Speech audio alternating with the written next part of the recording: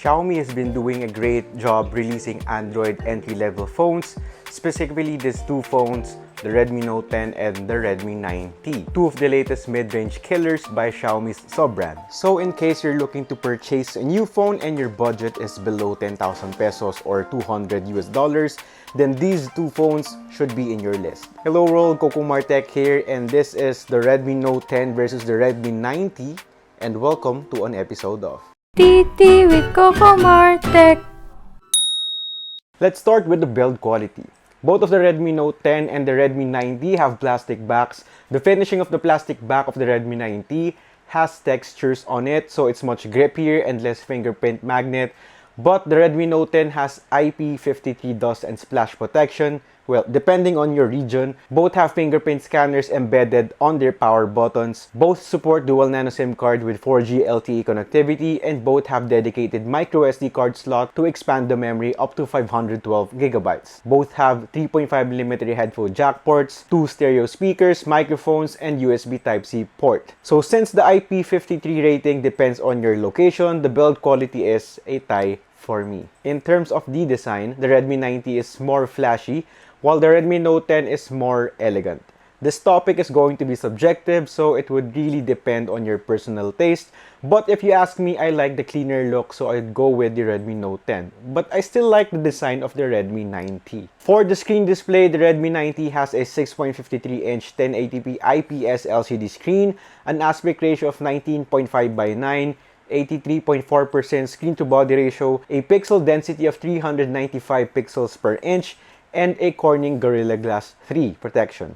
While the Redmi Note 10 has a slightly smaller 6.43-inch Super AMOLED 1080p screen, 83.5 screen-to-body ratio, and also Corning Gorilla Glass 3. Although the LCD display of the Redmi 9T has great viewing angles and it's a vibrant LCD screen display, since AMOLED beats LCD overall, I'd say the Redmi Note 10 takes this battle. And the screen display of the Redmi Note 10 is brighter at 450 nits, while the Redmi 9T has only 400 nits. Next up, we have the power. The Redmi 9T has an 11nm Qualcomm Snapdragon 662 for the processor and Adreno 610 for the GPU, with a base RAM and internal storage of 4GB and UFS 2.1 64GB respectively. While the Redmi Note 10 has an 11nm Snapdragon 678 for the processor and Adreno 612 for the GPU, and also a base 4GB of RAM and base UFS 2.2 64GB internal storage. This is a definite win for the Redmi Note 10. It's a much faster phone than the Redmi 9T, although the Redmi 9T is not actually a slow phone. It's just that the Redmi Note 10 is really on another level for its price. Even with Geekbench 5, the Redmi Note 10 has much higher scores than the Redmi 9T. Playing games is also much smoother with the Redmi Note 10, and apps open faster. Redmi Note 10 wins this round. For the speakers, I think this is going to be a tie for me. Just a disclaimer, I'm not an audiophile, I'm not an expert for sound quality, but in my ears, they're both loud with okay overall sound quality.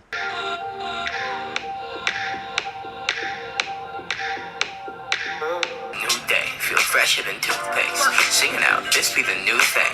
New swing set, I'ma go for the loop, man. Next is the battery. The Redmi 9T has a massive 6000 mAh battery, while the Redmi Note 10 has a 5000 mAh battery. I'm going to give the edge here for the Redmi 9T, although the gap is really not that huge since the Redmi Note 10 has a much more efficient processor. But still, 1000 mAh is a big discrepancy, and I was constantly getting much higher screen on time for the Redmi 9T. On the other hand, for the charging speed, the Redmi 9T only supports 18 watts fast charging.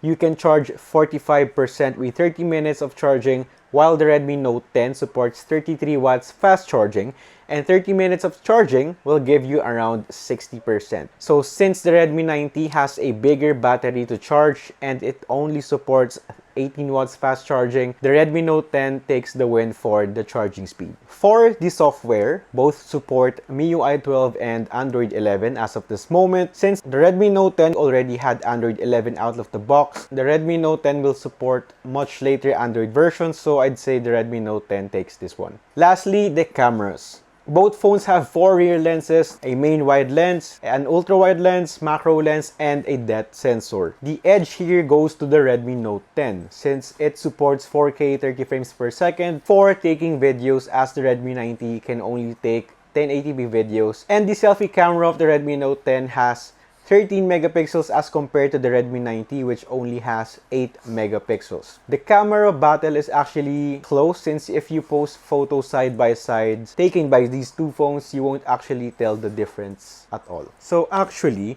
the Redmi Note 10 should really beat the Redmi 90, since the price of the Redmi 90 starts at 6,990, while the Redmi Note 10 starts at 8,490 pesos. If you're going to ask me personally if I should buy the Redmi Note 10 over the Redmi 90 with that 1,500 pesos difference, then it's a yes. But if your budget is just 7,000 pesos, then you'd still be happy with the Redmi 90.